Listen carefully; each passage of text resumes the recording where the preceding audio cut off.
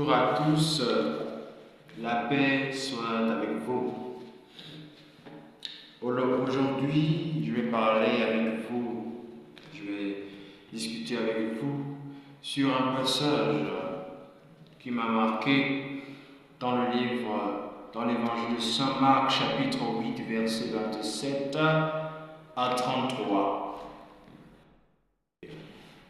En ce temps-là, Jésus s'en alla ainsi que ses disciples vers les villages situés aux environs de Césarée de Philippe.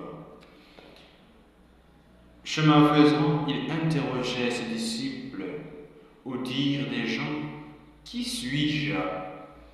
Ils lui répondirent: Jean le Baptiste, pour d'autres Élie, pour d'autres un des prophètes. Lui les interrogeait: Et vous, que dites-vous? Pour vous, qui suis-je? Pierre, prenant la parole, lui dit: Tu es le Christ. Alors il leur défendit vivement de parler de lui à personne. Il commença à leur enseigner qu'il fallait que le Fils de l'homme souffre beaucoup, qu'il soit rejeté par les anciens, les grands prêtres et les scribes, qu'il soit tué et que 3 jours après il ressuscite. Jésus disait cette parole ouvertement. Pierre, le prenant à part, se mit à lui faire de vives reproches. Mais Jésus se retourna et, voyant ses disciples, il interpella vivement Pierre: Passe derrière moi, Satan. Tes pensées ne sont pas celles de Dieu, mais celles des hommes. Alors, chers frères et sœurs, ce que nous devons retenir dans ce passage, c'est que la vie est le premier don de Dieu pour l'humanité. Malgré nos péchés, nos faiblesses, Dieu n'a jamais cessé de nous bénir. Et il nous invite, au respect de la vie. Son alliance avec Noé nous en dit long.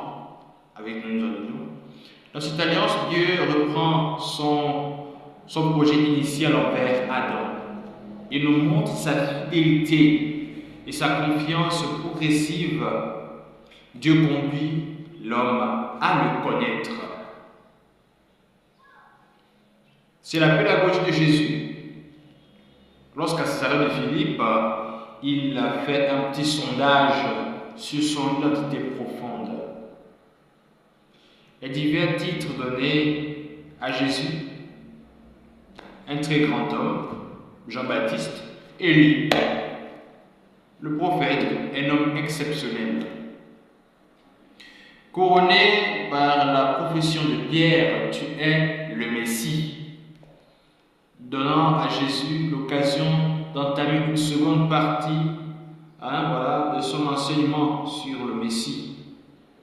Un Messie souffrant, rejeté et condamné.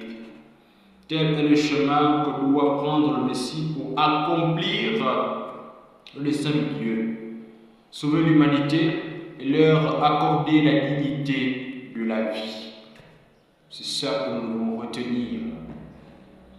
Mais comment se peut-il que Pierre, à qui le Père avait révélé le mystère de la divinité de son Fils, soit descendu si vite de ses hauteurs, et qu'il ait fait preuve d'une grande inconstance? C'est une question évidente. Rien d'étonnant qu'il ait ignoré le mystère de souffrance du Sauveur, puisqu'il ne lui avait pas été révélé. C'est par révélation qu'il avait appris que le Christ était le Fils bien-aimé du Dieu vivant. Mais aucune révélation ne l'avait instruit des mystères. Aucune révélation ne l'avait instruit.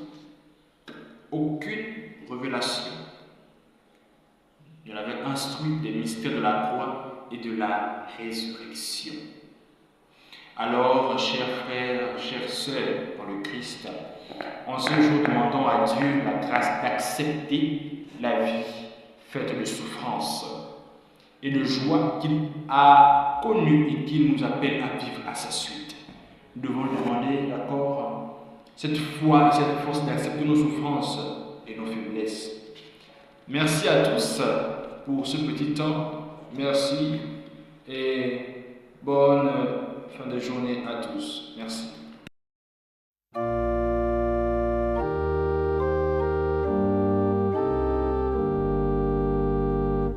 Ô Seigneur,